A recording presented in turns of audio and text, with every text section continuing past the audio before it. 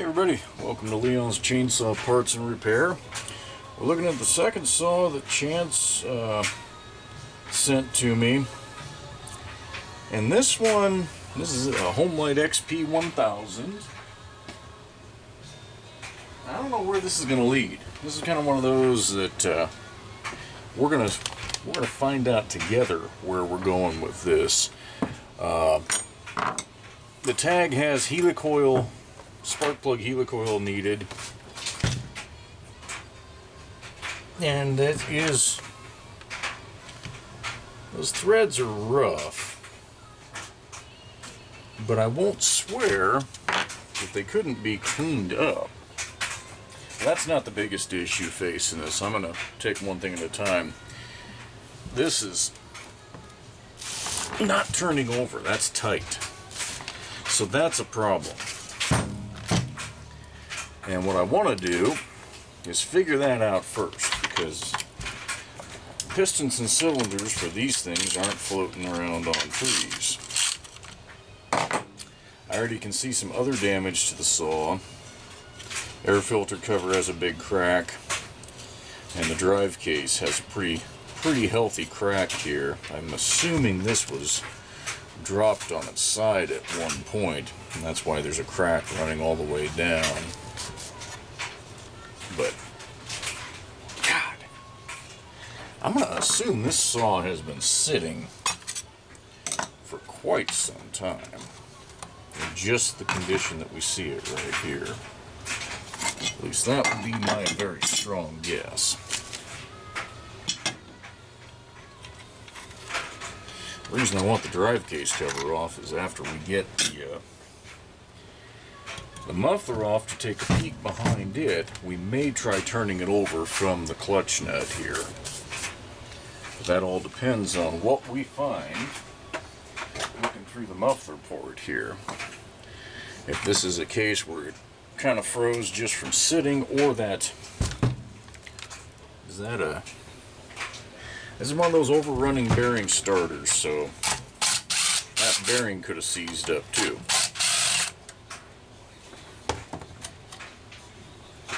Alright, so that's good news. Oh, come on, there we go, that might be okay. Piston doesn't look shot. Doesn't look shot at all.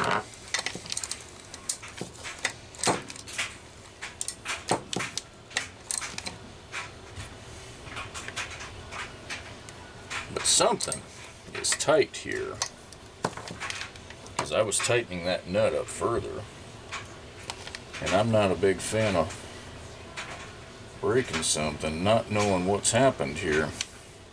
So just as a preventative measure while we're doing other stuff, we are going to launch some PB Blaster into the cylinder and let it sit.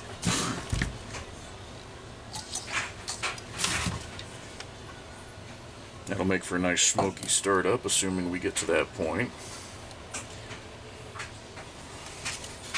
The other thing I noticed right off the bat is the on-off switch is missing, and the wire's way out here at the back. So if somebody was running this where they were just taking this to ground it out, all I can say is just get a new switch, for crying out loud. But who knows. Let's pull this starter cover off, and we're going to go for the full air shroud and not just the starter. I want to know why this thing is tight.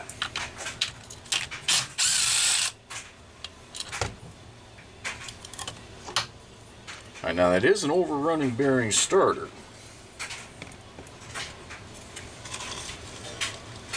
It doesn't look all rusty and crusty, and that did not loosen this thing up, having this off.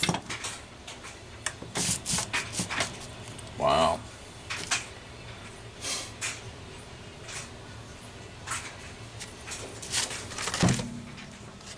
Don't know what we have going on here, folks.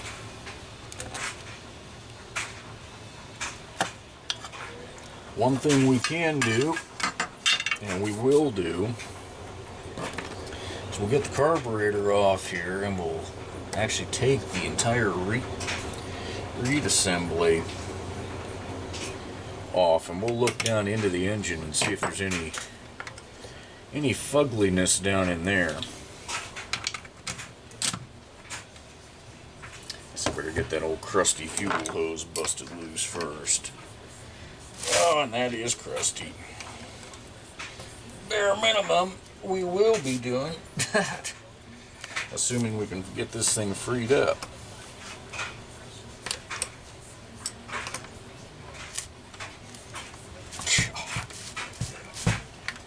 What a joke.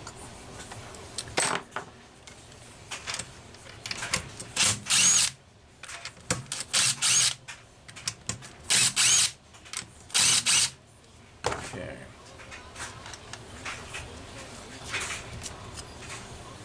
Come on, baby. There we go. Almost.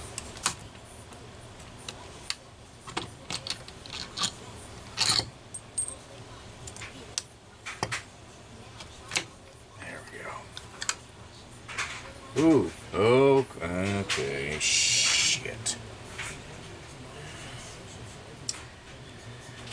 Moisture has at some point gotten into this engine. See the corrosion right there?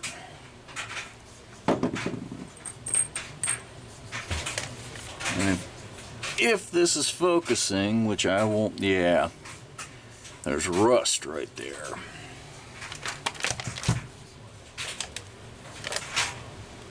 Not the best sign.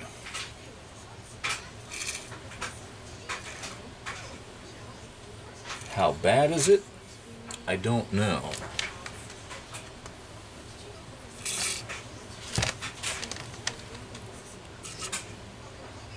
Guess we're gonna end up finding out though.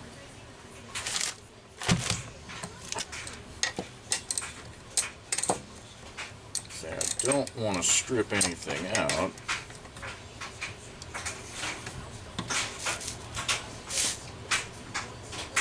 Oh, all right.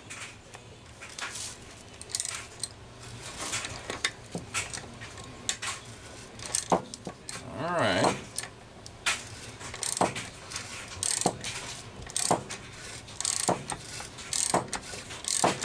It's possible that the crank bearings got dry of oil, and a little moisture managed to work their way top down in. If any water got in through the carb at all, it's just going to sit there and condensate. Alright. I'm going to watch the piston as it goes around.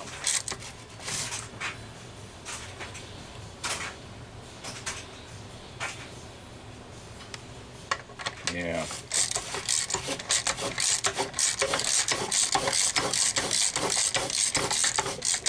One of those bearings is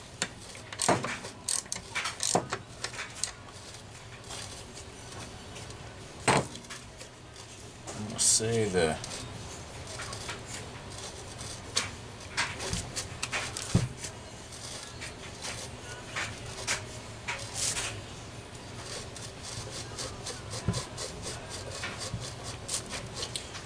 flywheel side bearing is definitely rough as a cob, and it's still got points where it wants to stick.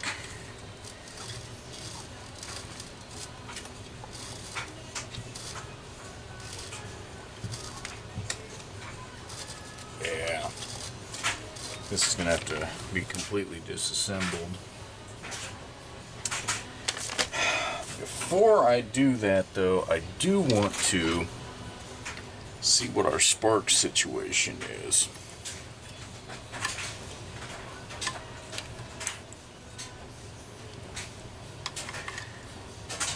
Hopefully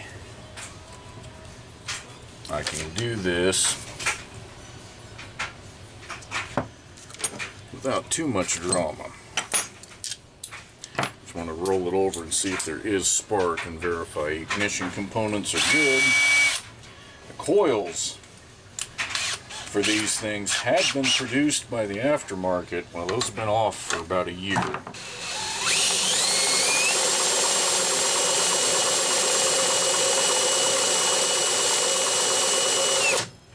Alright, I'm not getting any spark here. Just trying to get a good sense of what kind of a repair bill Chantz is looking at here.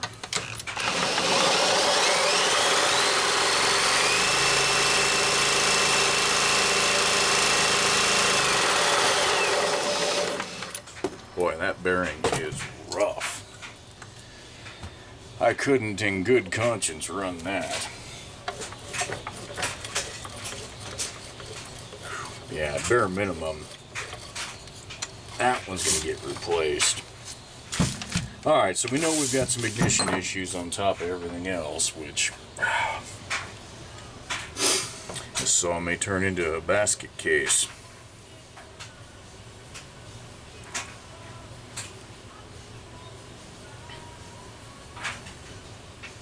Wow. Alright. Let's get it apart. Good news is this kind of a disassembly works for an XP, a C, and a 2100. They're all sharing the same platform. Obviously not all the parts are the same. There's some more rust. Okay. And it appears that has rusted to the crankshaft. This saw sat outside for a while. That's the only thing that makes any sense to me. Let's see if we can pry that loose. There we go. Not that long, though. It couldn't be that long, or this would be 27 times worse.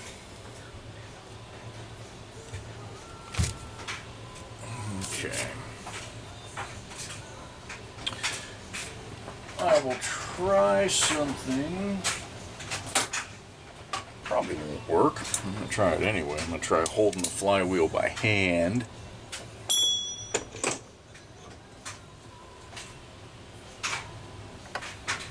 Get this clutch loose. See how tight. Ah, hell no. Not a chance.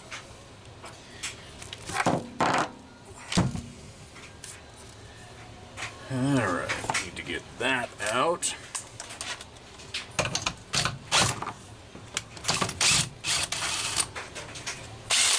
By the way, this DeWalt 3/8 impact, woohoo, she's got some torque. That'll rip something right out of your hand if you're not careful. Or just rip your hand. Which is probably not the best thing either.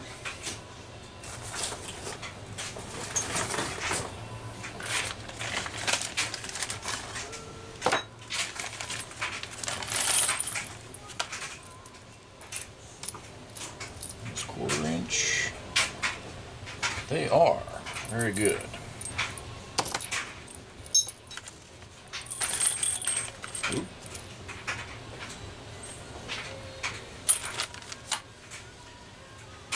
So what we'll do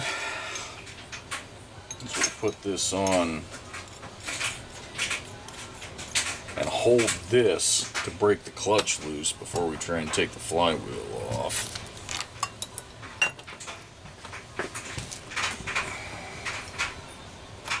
Come on, baby. Don't piss me off. Remember I pulled last. A bit different. Alright. Now I am using this generic puller that comes from eBay. Guy out of Marysville. I have had good luck with it. I mean, yeah, I could bend it. I'm sure I could destroy it. In fact, I think this is my second one, but to only destroy one in 10 years, actually 15 years of working on these, in some capacity is not terrible. I can live with that, especially for the $22 or $25 price tag, whatever the hell it is. I'm not finding that to be unreasonable.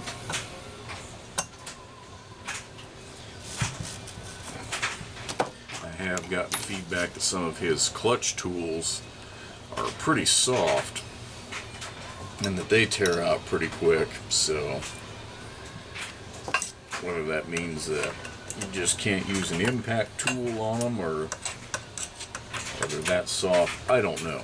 But in a world where that kind of stuff's not available from a company like Homelite anymore, you kind of got to take what you can get and do the best you can with it. Alright. I think that's good enough. Let's see if we can get that damn clutch loose. When something's as rusty as what we've already seen, I assume the worst. Alright, so I'm going to hold this on the outside so I don't bung up the crank threads over there. And hopefully this isn't one of those where the clutch tool slips out and I end up ripping my hand apart on those bar studs.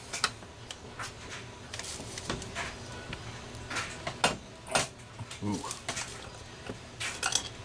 That's great. I end up bending these screws.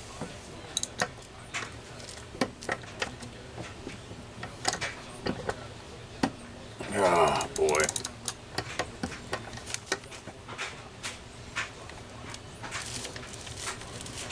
Nope. Nope, nope, nope. You know, sometimes things don't go as planned. This would be one of those times. Alright. Catch it on the upstroke there. And even though this takes longer, we will fill a cylinder full of rope.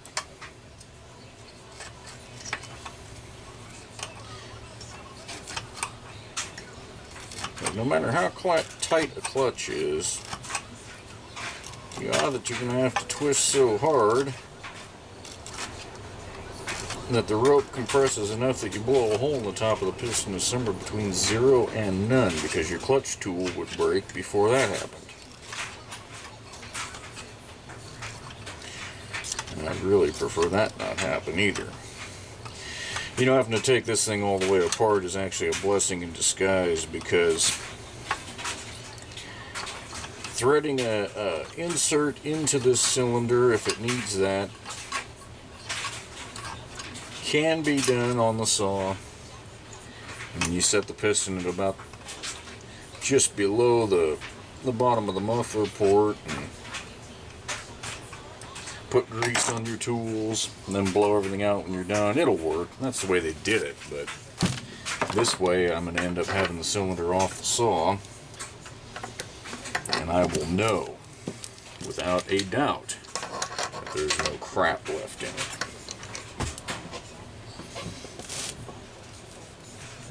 Come on, baby. Alright. Loving this. This is about as much fun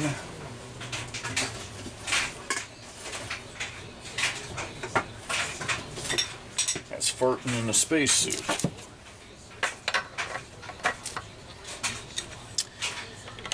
So we're going to use leverage, and lots of it.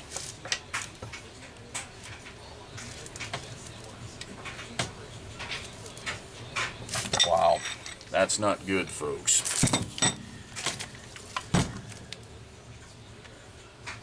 That's not good at all. I don't want to break my tool.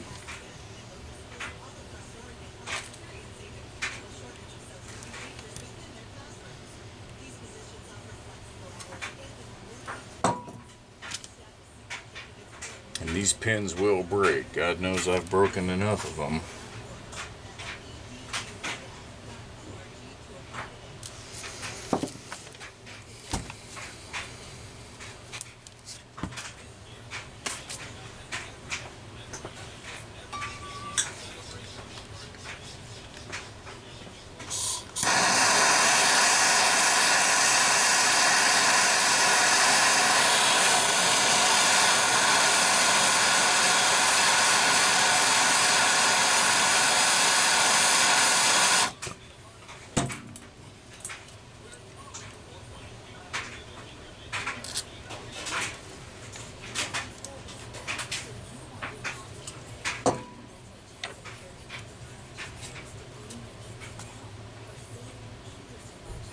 Torch puts out some heat quick. Love that map gas. But I don't want to burn up.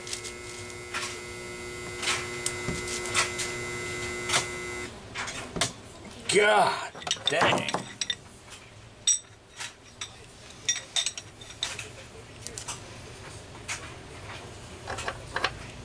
God, this is wild. I haven't come across one this tight, maybe ever.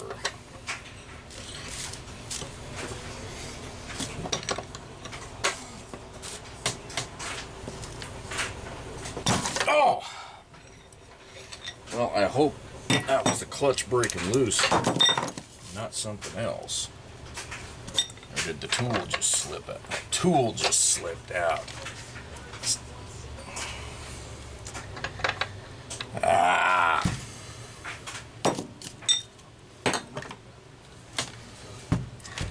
Man, this isn't any fun.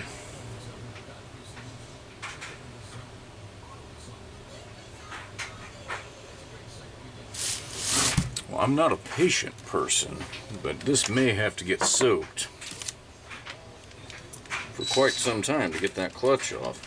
The reason I'm trying to get in there is when you take this all apart, if you wait until you've got everything else off to try and get your clutch loose, because you need to do a crank seal or something, it's a hell of a lot harder.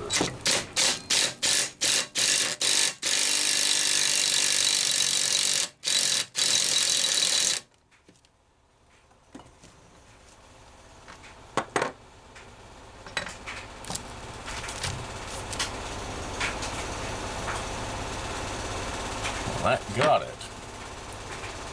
Phew. So what I felt wasn't breaking loose, it was just still pretty tight. And that's why I didn't heat very much. See all that crap back there? I'd like to have a chainsaw fire. Wouldn't that be fun? Alright, well, that's a little better. Let's see if we can't get the flywheel to come loose with a little less drama. I'm not at all optimistic at this point. That's probably got as much crap on it.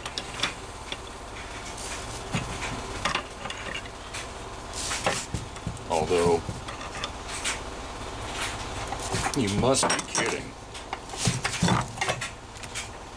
What are the freaking odds? Of course, I probably jarred everything loose pretty nicely with my antics over there on the other side. Get this puller put away. Sounds like that damn washing machine's about to take off over there.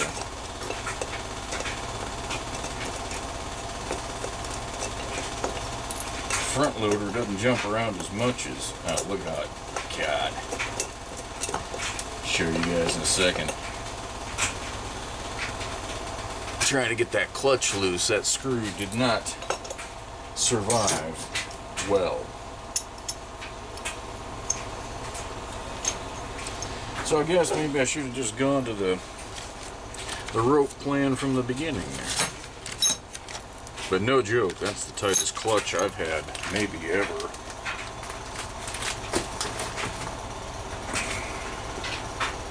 Right. I just want to see what the points look like. don't look that rough. That'll be the first thing I try, assuming we go that far, is to get fire back. We'll be cleaning those points and then a condenser. And if that doesn't do it and the coil's actually bad, I'm not sure where we're going to find a coil. Go out to eBay, I guess. Alright. Now I'm going to, since I have to take this loose anyway, make my own life easy. We'll get the throttle handle out of the way.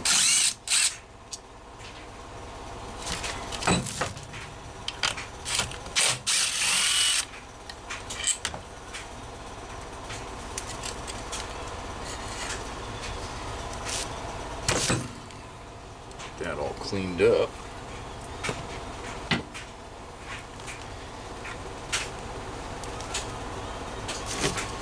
Get the rest of this. Oh, now that's interesting.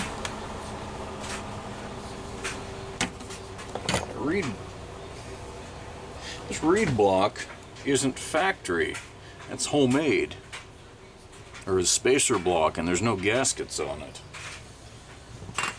There's only RTV silicone.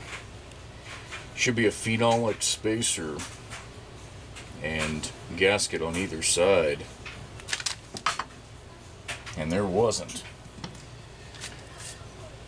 Alright, I don't know what that was all about.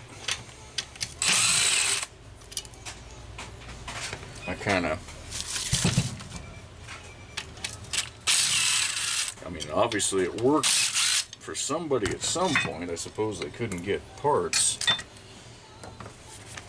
but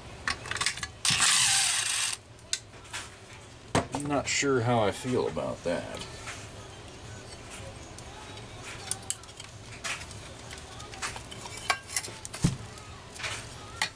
Alright. What a messy thing. Now we can get that ignition. I'm still going to have to get this to come loose, which is going to destroy that wire. I'm going to focus on what I have to do right now, which is we want to identify what our scope of work is. So let's get that handlebar out of the way.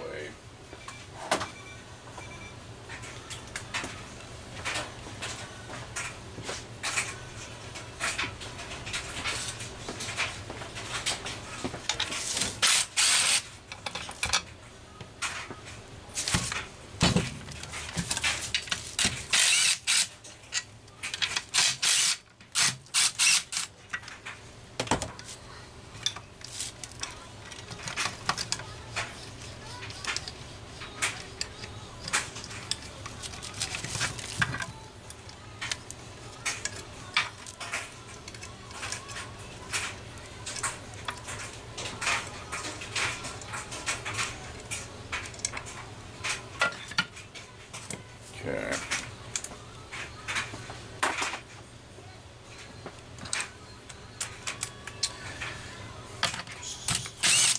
So remember, I've done videos on this before. If you got to take your fuel or replace your fuel hose, don't take that front cover off. Do what I'm about to do right now, which you can do with the starter in place, and that is remove the 4 screws that hold that tank. You don't have to disassemble any other part of the saw. Just get the tank off. 4 screws. Bloop. And then you unthread that fitting. And that's how you replace the inner fuel hose. Don't take that cover off. You will regret it. The earth won't end, but you'll have a hell of a reseal job. Alright.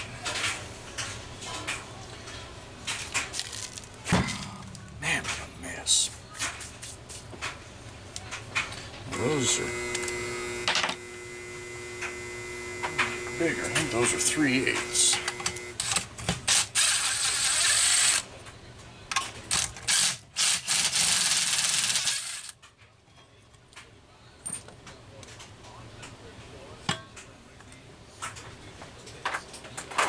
Alright.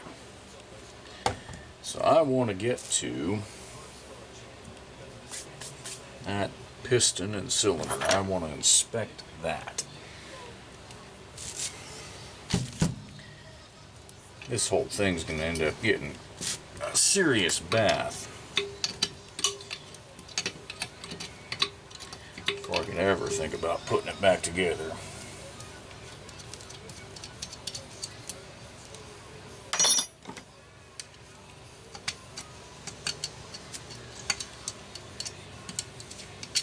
And with how far it has to go, if Chantz wants me to try and bring her back up, I'm going to say that we should replace this broken drive case at that time. There's no better time than when you already have this sucker already completely torn apart.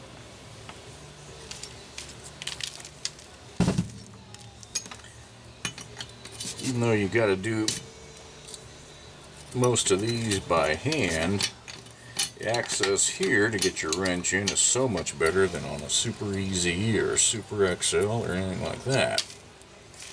These saws have acres of room to work with compared to some of the later ones.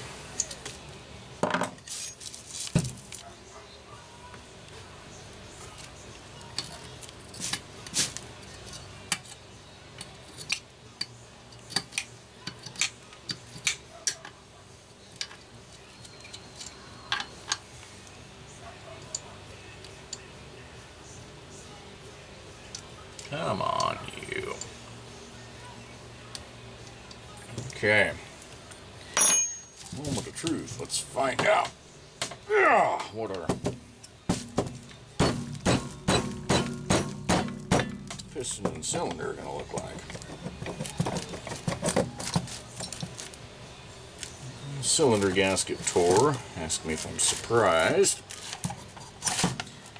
All right.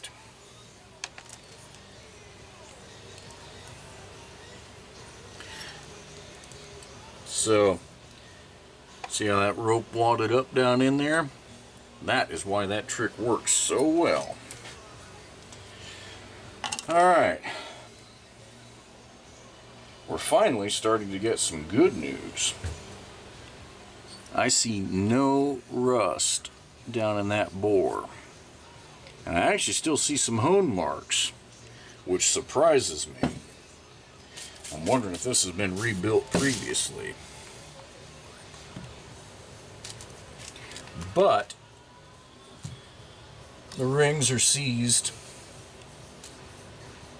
on the piston here in the compressed position. So those are going to need some help. Now, we're identifying right now where our hang-ups are. See, the wrist pin, that bearing's free. The connecting rod bearing is free. That confirms that that rough hang-up is those crank bearings. And again, I think it's the one on the coil side, simply because I could hear it when I was running it with the drill. Get rid of some of the gobbledygook here. Our next step to getting into this, I'm going to want to save that connecting rod bearing. I mean, everything's going to have to be cleaned thoroughly anyhow, but no point in giving extra garbage into it. See how well we do getting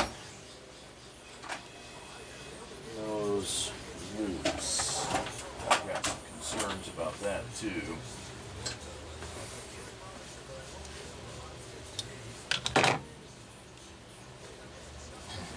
At least that's a little bigger. Is that a 5/32? good. Let's hope. Oh, okay. Alright. That's a good thing.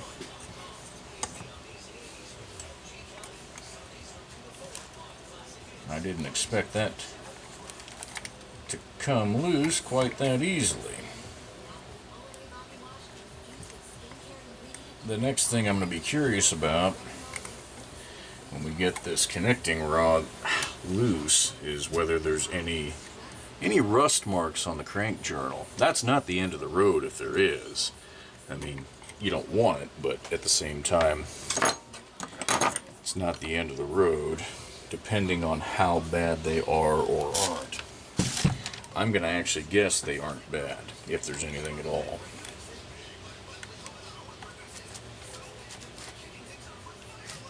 That's going to come loose too. Oh, yeah. I'm happy about this. I say it's nice to be getting some good news.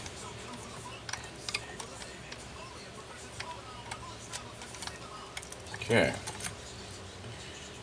Oh yeah, alright.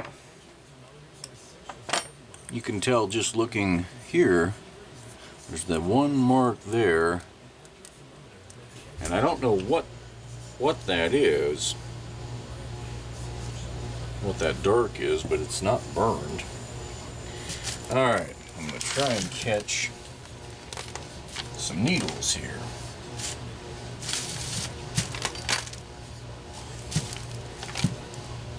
And there's a bunch.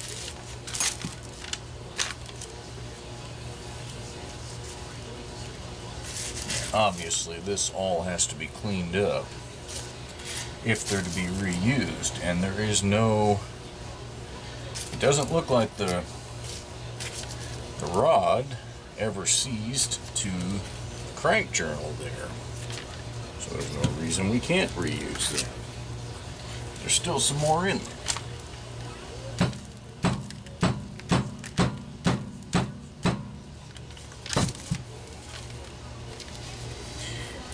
I don't remember the bearing count for an XP, but gotta be somewhere around 30 of these little needles.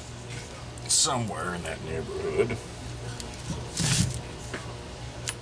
Okay, I think that's it. Alright, now we're going to get real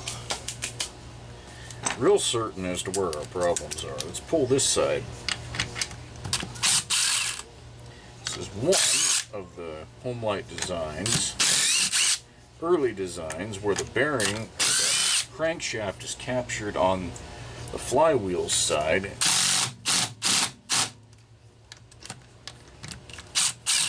instead of the drive case side. So this drive case cover will come off once we get her broken loose. Alright, I heard the gasket pop a little there. And actually this drive case is broken back here too. So it definitely, if there's a replacement available out there, we're going to talk about exploring that option. Okay. What a mess. Here's my one trick you can use. You don't want to go crazy, but to remove this you can thread the clutch nut back on, and to protect the threads, and lightly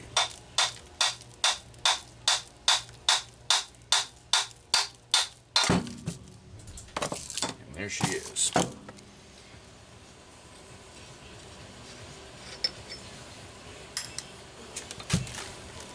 And I was right. It's right there. Hear that? So that bearing is shot.